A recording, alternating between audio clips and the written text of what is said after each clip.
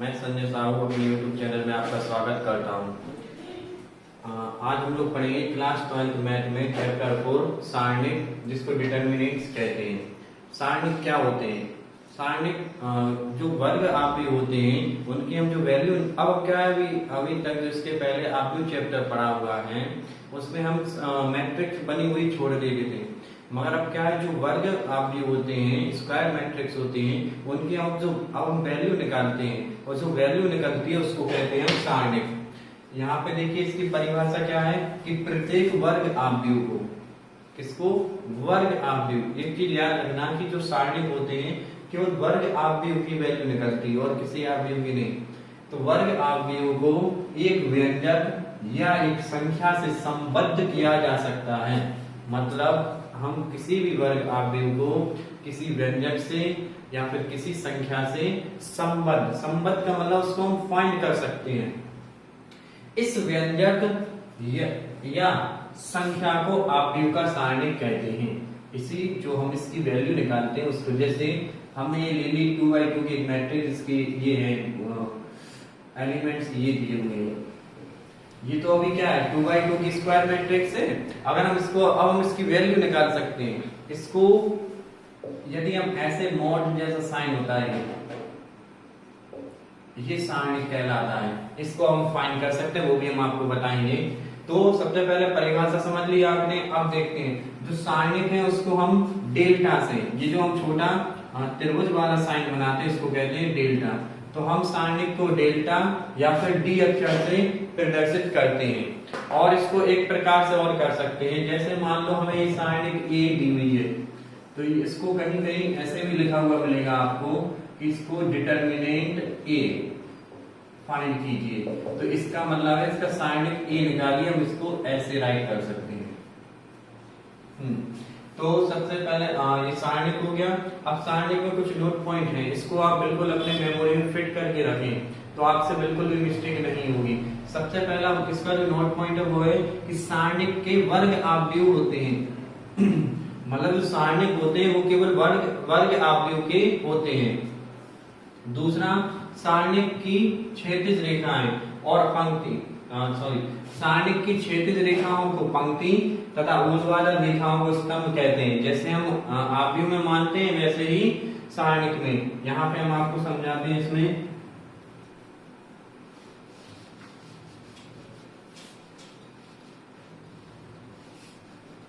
जैसे एक एग्जांपल लिया हमने, यही वाला 1 2 3 4, ये आपको एक आव्यूह दिया हुआ है। कौन सा आव्यूह? वर्ग आव्यूह। यदि हम इसको सारणिक में लिखना चाहते तो हम इसको देखो इस प्रकार से मॉड ए जैसा, मतलब इसको मॉड नहीं कहते, इसको कहते हैं सारणिक या फिर डिटर्मिनेंट ए, या फिर इसको डिटर्मिनेंट ए, या फिर इसको डेल, और या फिर इस प्रकार से राइट कर सकते हैं। मतलब यदि ये आव्यूह है, इसको हम सारणिक लिखना चाहें तो इस प्रकार से। अब हमने इसको सॉल्व करने के लिए हमें इस प्रकार, इस टाइप से राइट करना पड़ेगा। इसको सॉल्व करने के लिए इसका गुणा करना होता है, वो हम अभी आपको बता रहे हैं। तो ये कहलाता है सारणिक, ये कहलाएगा आपका आव्यूह। तो इसमें जो ऊर्ध्वाधर रेखाएं होती हैं, जो इसकी क्षैतिज रेखाएं, मतलब ये कहलाती है इसकी पंक्ति। पंक्ति मतलब रो को हम कहते हैं R1 R2। और ऊर्ध्वाधर रेखाएं, ये जो खड़ी हुई रेखाएं हैं इनको कहते हैं कॉलम C1 C2, जैसा कि हम आव्यूह में पढ़ चुके हैं। अब n कोटि के आव्यूह में n पंक्ति तथा n स्तंभ होते हैं। अब ये चीज आप याद रखना कि यहाँ पे जो n कोटि का सारणिक होगा,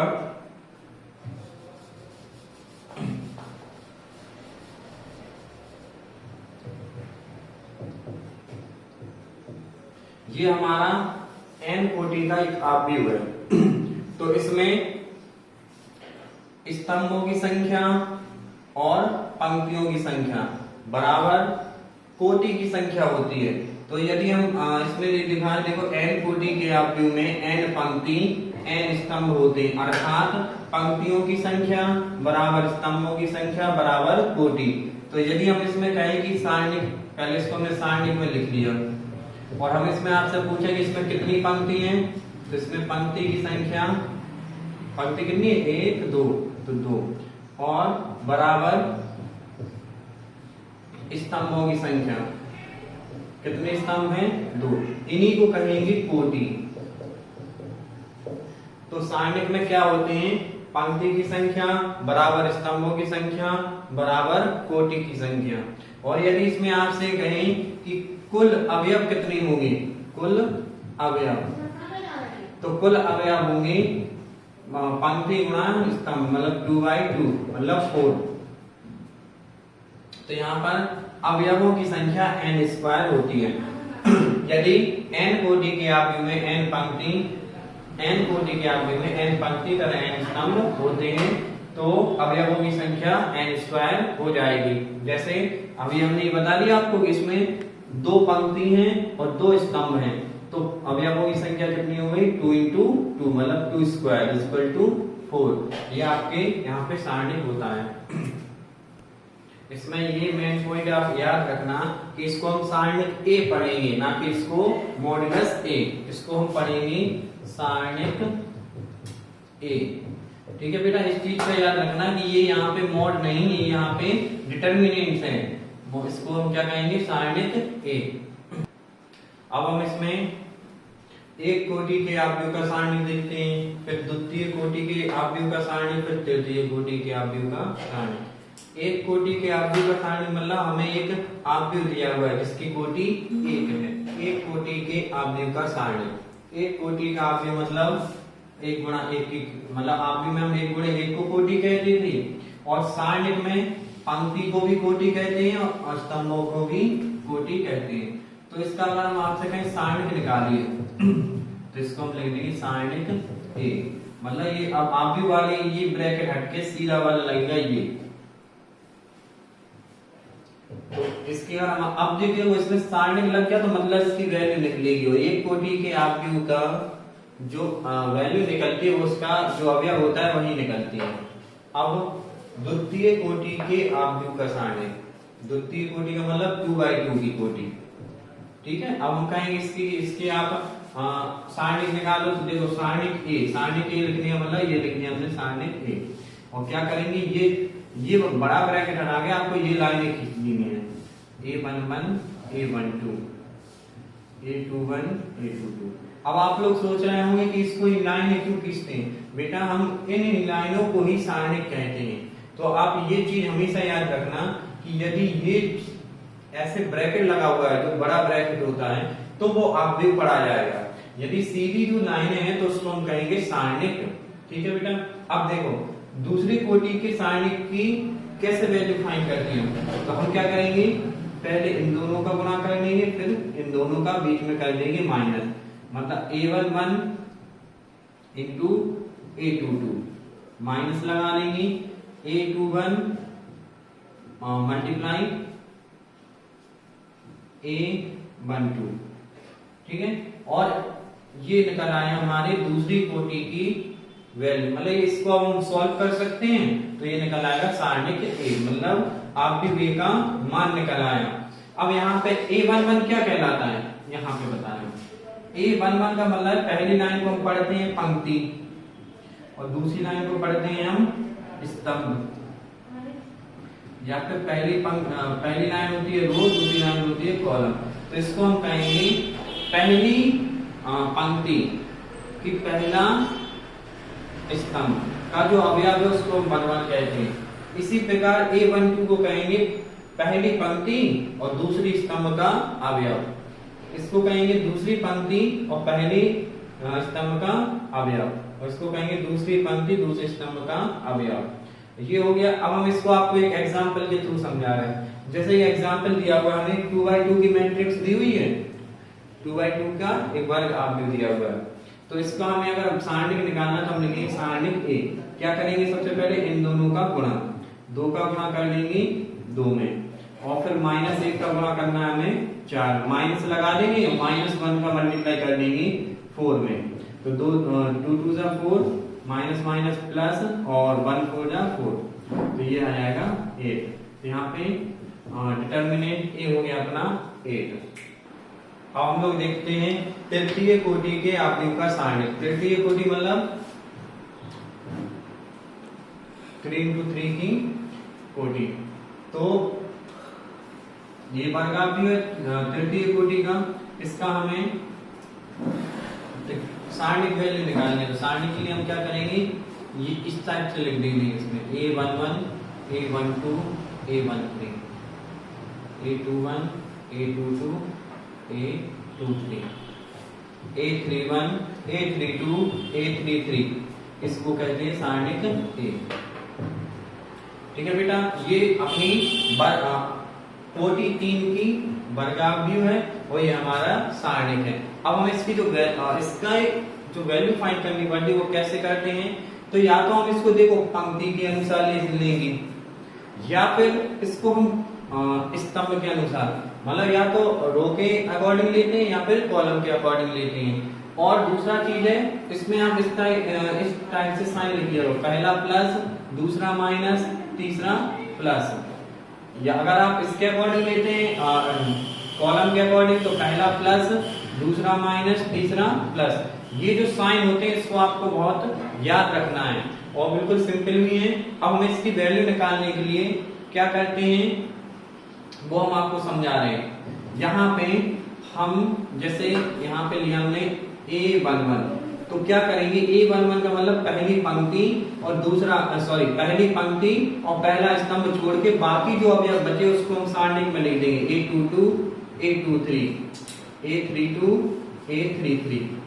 अब दूसरे पर आते हैं, माइनस लगा देंगे और अब हम क्या लेंगे A21, तो A21 यहाँ पे राइट करेंगे। A21 का मतलब क्या है, पहली पंक्ति और दूसरा कॉलम। अब हम इनको छोड़ देंगे और बचे हुए अवयव हम ले लेंगे। क्या बचा हमारे पास, ये बचे दोनों। देखो बेटा, ये छोड़ दी, पहली पंक्ति छोड़ दी और दूसरा स्तंभ छोड़ दिया, तो बचा हमारे पास A21 A31, यहाँ पे बचा A23 A33। और उसी प्रकार अब हम लेंगे प्लस, तीसरा अवयव लेंगे A13। A13 लेने का मतलब पहली पंक्ति और तीसरा स्तंभ छोड़ने पर अब हमारे पास क्या बचे, ये अवयव बचे, ये वाले। तो इसको राइट करेंगे A21 A22 A31 A32, ये बन गया। अब हम इसको, जैसे हमने आपको भी कोटि 2 का गुणा करना बताया था, अब वो लगाएंगे इसमें कि पहले इसका इसमें करेंगे, दूसरी बार इसको करेंगे। तो A11 क्या हो जाएगा A22 A33 माइनस, अब इसका ऐसे मल्टीप्लाई हो जाएगा A32 A23, फिर माइनस लगाएंगे। देखो यहाँ जगह नहीं, थोड़ी नीचे लिख दे रहे हैं A12। अब क्या होगा, पहले इसका मल्टीप्लाई इसमें कर देंगे A21 A33, अब इसका कर देंगे ऊपर वाले में माइनस A31 A23, फिर प्लस लगा देंगे, फिर बचा हमारे पास A13, अब A21 का मल्टीप्लाई A32 और अब इसका कर देंगे A31 का A22 में A31 A22। अब ये हमारा हो गया तृतीय कोटि के आव्यूह के सारणिक का हल। अब हम इसको जब हल कर लेंगे तो हमारा सारणिक एक वैल्यू निकल आएगी। अब देखते हैं, उसी पर हम एक एग्जाम्पल लेते हैं, तृतीय कोटि के आव्यूह का सारणिक निकालना है। तो हमें एक दिया हुआ है तृतीय कोटि का आव्यूह दिया हुआ है, तो इसके लिए हम सारणिक ए निकालेंगे। क्या करेंगे, सारणिक लगा देंगे 17 - 2 2 9 4। अब हमें क्या करना है, इसको वैल्यू, तो हम क्या नाम, पहले प्लस माइनस प्लस, फिर हम इसको पंक्ति के अनुसार लेना है, मतलब अकॉर्डिंग टू रो। तो पंक्ति के अनुसार लेंगे,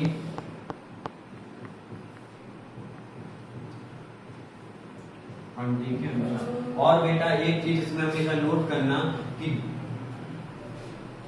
जिस लाइन में जीरो जाना हो उसके अकॉर्डिंग लेंगे। जैसे पंक्ति में अभी यदि जीरो जाना है तो हम पंक्ति के अनुसार ले लेंगे, अगर कॉलम में जीरो जाना है तो कॉलम के अनुसार ले लेंगे, क्योंकि इसमें हमारी जो कैलकुलेशन होगी वो बहुत सिंपल हो जाएगी। तो यहाँ पे हम लेते हैं पंक्ति में, लेते हैं तृतीय कोटि के आव्यूह के सारणिक के लिए। एक हमें तृतीय कोटि का एक आव्यूह दिया हुआ है, इसका हमें सारणिक निकालना है। तो हमने सारणिक ए निकालने के लिए हमने क्या किया, आव्यूह की जगह सारणिक ले लिया। अब हमें इसको सॉल्व करना है, तो क्या करेंगे, सबसे पहले प्लस, फिर माइनस, फिर प्लस। आप एक चीज और हमेशा इसको एक नोट इसका पॉइंट याद रखिए या कॉपी पे राइट कर लीजिए कि पंक्ति या स्तंभ जिसमें जीरो जाना हो हम उसके अकॉर्डिंग इसका प्रसार करेंगे। जैसे हाँ एक बार फिर से मैं बोल रहा हूँ कि पंक्ति या फिर स्तंभ जिसमें जीरो जाना हो उसको हम उसके अकॉर्डिंग प्रसार करें, क्योंकि हमारे यहाँ पे कैलकुलेशन बहुत ही सिंपल हो जाएगी। तो यहाँ पे देखिए हमारी पंक्ति में जीरो है ना, कॉलम में तो नहीं है, तो हम क्या करेंगे पंक्ति के अनुसार इसको प्रसार करेंगे। पंक्ति के अनुसार प्रसार करने पर तो क्या लेंगे, पहली थ्री, जैसे हमने ये लिया ना पहली पंक्ति और पहला स्तंभ। आपको क्या करना है, पहली पंक्ति और पहला स्तंभ छुपा लेना। बचे क्या आपके ये, इसको राइट कर देंगे 7 - 2 9 4, फिर माइनस 0 इंटू, अब 0 लेंगे तो ये देखो पहली पंक्ति और दूसरा कॉलम छोड़ देंगे। बचा हमारे पास 1 2, देखिए पहली पंक्ति और दूसरा स्तंभ छोड़ दिया ना, तो अब देखो क्या बचा 1 2 और इधर बचा -2 4। फिर हम आते हैं तीसरी पंक्ति पहली और स्तंभ तीसरा, ये वाला एलिमेंट लिया ना तो ये छोड़ देंगे। अब बचा क्या अपने पास, पहले तो हम ये राइट कर लेंगे 5, फिर बचा हमारे पास 1 2 7 9। अब हम इसको सॉल्व करेंगे 3 इंटू यहाँ पे हो जाएगा 7 चौके 28, फिर गुणा कर देंगे 9 का 18 में, तो -18 माइनस माइनस प्लस 18, ये पूरा जीरो हो जाएगा क्योंकि इसकी जो भी कैलकुलेशन होगी उसमें जीरो का मल्टीप्लाई होगा उसको जीरो हो जाएगा, प्लस 5 यहाँ पे 1 का गुणा 9 में 9, 2 का गुणा 7 में हो जाएगा तो 14। अब ये हमारा सॉल्व करने पर आया 28 प्लस 18 कर देंगे अपन लोग, तो 36, ये हो जाएगा अपना 46, और यहाँ पे प्लस माइनस की कितनी बची, यहाँ पे -5 बचे, और माइनस का +5 में गुणा होगा तो माइनस की 25, और 46 गुणा 3 कर लेंगे, 46 गुणा 3 करने पर आया हमारा 108, 108 नहीं 6 18 12 और 138 -25, आंसर हो गया हमारा 3 113। तो यहाँ पर मैट्रिक्स ए की वैल्यू क्या निकली 113। अब देखो इसको, और आप ये लाइन भी नहीं लिखना चाहते तब भी ये हो जाएगा। हम क्या करेंगे, जैसे हमने पहली पंक्ति और पहला कॉलम छोड़ा तो हम क्या करेंगे सीधा लिख देंगे। अब ये दोनों बचे ना, 7 का गुणा हो जाएगा 4 में, 7 चौको 28, और 9 का गुणा हो जाएगा -2 में तो -18, तो जोड़ने पर आ जाएगा 28 प्लस 18। सेम इसमें करेंगे, ये लाइन छोड़ के सीधा इसका इसमें मल्टीप्लाई। यदि आप ये लाइन नहीं भी लिखें और डायरेक्ट सॉल्व कर देंगे तब भी आप कर सकते हैं, तो उसमें इजी हो जाएगा और सिंपल है, ज्यादा कोई इसमें टफ है नहीं है। अब हम लोग देखते हैं एक्सरसाइज 4.1, इसमें सारणिक का मान निकालें। क्वेश्चन 2 लिया हमने, फर्स्ट पार्ट ये दी हुई है सारणिक, इसकी वैल्यू निकालने के लिए हम क्या करेंगे, पहले हमने आपको बताया ना ये कितने कोटि की है, ये 2/2 कोटि का आव्यूह है, मतलब एक 2 कोटि का सारणिक हो गया, ठीक है। ये सारणिक है तो इसको हमें गुणा करना है और इसके हमें मान निकालना है, तो हम क्या करेंगे इसको a मान लेंगे, ये सारणिक a है, क्योंकि जो सारणिक लगा हुआ है तो सारणिक a बोल देंगे, ठीक है। तो यहाँ पे सारणिक a हो जाएगा हमारा cos थीटा का cos थीटा में गुणा हो जाएगा cos स्क्वायर थीटा, और sin थीटा का माइनस sin थीटा में गुणा हो जाएगा तो माइनस की sin स्क्वायर थीटा, और माइनस और माइनस में हो जाएगा प्लस, और cos square theta plus sin square theta होता है 1, cos square theta plus sin square theta equal to 1। ये हमें पहले से पता है। अब एक और देखते हैं एग्जांपल, इसमें भी वही करना है,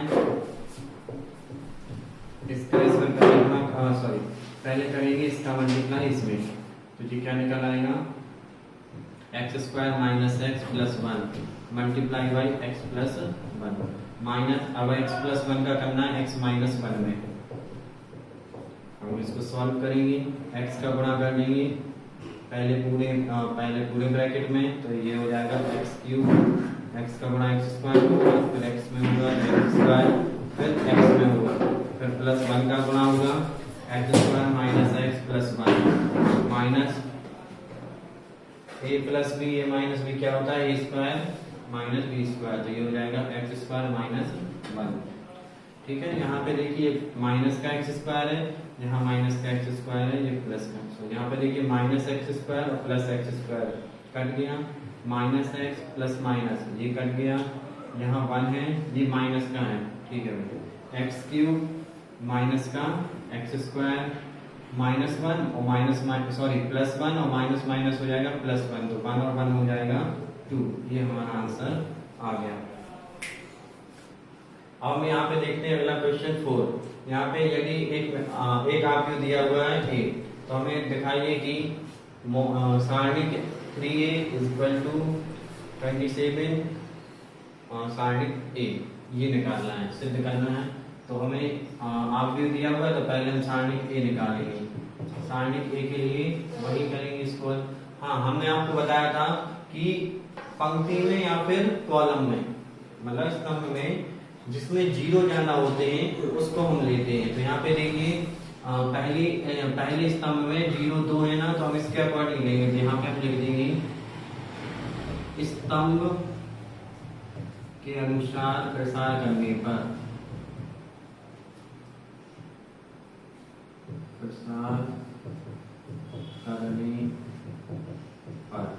तो हम इसके अनुसार करेंगे। तो पहला प्लस फिर माइनस फिर प्लस। अब क्या करेंगे, पहला अवयव लिया ना, तो मतलब पहला स्तंभ और पहली पंक्ति छोड़ देंगे, तो क्या बचा 1 2 0 4, फिर माइनस लगाएंगे 0। ठीक है, पहला स्तंभ और दूसरी पंक्ति छोड़ने पर बचा 0 1 और 0 4, फिर प्लस 0। अब पहला स्तंभ और तीसरी पंक्ति छोड़ने पर बचे हमारे पास ये बचे 0 1 1 2। हम इसको सॉल्व करेंगे। 1 का मल्टीप्लाई हो जाएगा, 1 का 4 में हो जाएगा 4, 0 का 2 में हो जाएगा 0, ये 0 हो जाएगा, ये भी 0 होगा। हमने कहा था ना कैलकुलेशन सिंपल हो जाएगी जहां पे 0 जाना है, तो यहाँ पे 0 0 हो गया, ये 4 - 0 4, आंसर आ गया इसका 4। तो सॉरी यहाँ पे आया हमारा सारणिक a। हमें निकालना क्या है, पहले हम निकाल लेंगे RHS 27 मैट्रिक्स लेते हैं। यहाँ पे हम निकालेंगे 27 सारणिक a। सारणिक a के लिए 27 सारणिक a का मान है 4। तो यहाँ पे हम गुणा कर देंगे इसका, 7 चौको 28 और 4 दूनी 8 और 2 10, 108 आ गया। अब हमें निकालना क्या है सारणिक 3a। तो 3a निकालने के लिए पहले हम क्या करेंगे, a में 3 का गुणा करेंगे, मतलब आव्यूह में 3 का गुणा करेंगे और फिर उसके बाद उस आव्यूह का निकालेंगे हम सारणिक। अब देखते हैं आगे, यहाँ हमने इसकी 27 सारणिक a का जो मान निकाला है वो है 108। अब हम क्या करेंगे, इस आव्यूह में 3 का गुणा कर देंगे, मतलब यहाँ करेंगे 3a। 3a क्या हो जाएगा, 3 का इसमें पूरे में मल्टीप्लाई हो जाएगा, 3 0 3 0, 3 का इसमें हो जाएगा 3 3 दूनी 6, 0 0 4 3 12। अब हमें क्या निकालना है, इसकी सारणिक निकालनी है, तो इसकी सारणिक निकालेंगे, वही करेंगे हम पहले प्लस माइनस प्लस 3 लिया ना, तो ये छोड़ देंगे, ये आएगा क्या 0। अब देखो हम यहाँ पे डायरेक्ट कर रहे हैं, ये बचेगा तो 3 का गुणा 12 में होगा तो 36, माइनस 0 का गुणा 6 में होगा तो 0, फिर माइनस आ जाएगा 0, फिर हम ये छोड़ देंगे, जिसको छोड़ देंगे 0 का गुणा 12 में करेंगे 0 और 0 का 3 में करेंगे तब 0, प्लस फिर हमने लिया लास्ट वाला 0, तो ये 0 ये 0, ये छोड़ देंगे ये छोड़ देंगे, बचेगा 0 माइनस 3 त्रिका 9। अब देखो यहाँ पे हो जाएगा 3 गुणे 36 और ये 0 हो गया, ये पूरा 0 हो गया, तो 36 गुणे 3 हो गया 108 इज इक्वल टू 27 इज, यहाँ से निकाला, इसको इक्वेशन 1 दे देना, यहाँ पे इक्वेशन या समीकरण 1 से, ये हमारा प्रूफ हो गया।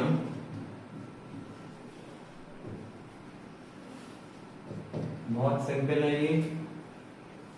अब देखते हैं क्वेश्चन नंबर 6। यहाँ पे हमें एक सारणी दी हुई है, इसमें हमें सॉरी आप भी दिया हुआ है, सारणिक का मान निकालना है।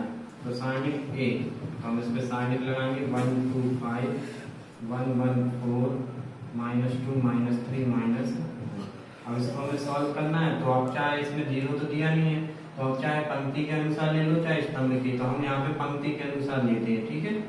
तो इसके अनुसार लेंगे तो पहली 1, जब हम 1 लेंगे तो पहली पंक्ति और दूसरा पहला स्तंभ छोड़ देंगे, क्या बचेगा 1 × -9, ये हो जाएगा -9, 4 × -3 -12 और माइनस प्लस के 12। बेटा जितनी ज्यादा प्रैक्टिस करोगे उतनी जल्दी ये कैलकुलेशन होगी, क्योंकि ये बहुत सिंपल है और बहुत इंटरेस्टिंग भी है। ये यहाँ पे हम दूसरा देखते हैं, हम ये प्लस ये माइनस ये प्लस, अब आएगा माइनस का 1। हमने क्या किया, पहली पंक्ति छोड़ देंगे, अब हम क्या करेंगे दूसरा स्तंभ छोड़ेंगे, तो क्या बचेगा 2 5। अब देखो ये छोड़ने पर बचा क्या है 2 5 और -3, तो हम क्या करेंगे 2 का -9 मल्टीप्लाई कर देंगे तो -18, 5 का -3 में होगा तो -15 और माइनस प्लस की 15। अब इसी तरह प्लस -2, देखो प्लस साइन ये -2 ये लिया, ये पहली पंक्ति और तीसरा स्तंभ छोड़ने पर बना हमारा ये निकला। अब 2 का मल्टीप्लाई 4 में कर देंगे तो 2 4 = 8 और 5 का 1 में कर देंगे तो 5। अब इसको सॉल्व कर लेंगे, 12 - 3 हो जाएगा, 12 - 9 हो जाएगा 3 -1, यहाँ पे बचा हमारा -3, यहाँ -2 हो गया, ये प्लस -2 और 3 प्लस 3 और -6 = 0। तो इसकी जो वैल्यू निकली वो निकली 0। अब अगले क्वेश्चन पे देखते हैं 7, क्वेश्चन नंबर 7। यहाँ पे हमें x को फाइंड करना है। ये हमें दो सारणिक दिए हुए हैं तो इजी है, वही कर देंगे, इनकी हम वैल्यू निकालेंगे। 2 का मल्टीप्लाई 1 में 2 बन जा 2 और 5 का मल्टीप्लाई 4 में 5 4 = 20। यहाँ पे 2x का मल्टीप्लाई x में हो जाएगा तो 2x² हो जाएगा और 6 का मल्टीप्लाई 4 में हो जाएगा तो 24 हो जाएगा। अब क्या करेंगे, यहाँ पे हम x जो है उसको एक तरफ करेंगे, नंबर को दूसरी तरफ। यहाँ पे हो जाएगा -18 और ये है अपना -24 है, इसको साइड चेंज करेंगे तो +24 हो जाएगा। 24 - 18 हो जाएगा 6, 2x² = 6, x अभी 2 डिवाइड हो जाएगा 6 से तो ये बचेगा 3, x हो जाएगा ±√3। ये निकल आई हमारी x की वैल्यू। तो आज हम लोगों ने सारणिक के बारे में पढ़ लिया है। प्रथम कोटि, द्वितीय कोटि और तृतीय कोटि की सारणिक भी पढ़ चुके हैं, उन पे सवाल भी लगा लिए हमने और एक्सरसाइज 4.1 भी कंप्लीट कर लिए। अब हम अगली वीडियो में पढ़ेंगे सारणिक के कुछ गुण धर्म होते हैं, उसमें कुछ प्रीमिट लगती हैं, तो उसको हम अगली वीडियो में। आप भी चेक करके पढ़ना है आपको, तो उसके लिए आप हमारे टेलीग्राम चैनल को ज्वाइन कीजिए। उस पर मैं क्वेश्चन शीट भी देता हूँ, सॉल्यूशन भी देता हूँ और इस लॉकडाउन के समय में आप अच्छे से अच्छी पढ़ाई कर सकते हैं, जो कि आपके फ्यूचर के लिए बहुत ही लाभदायक है।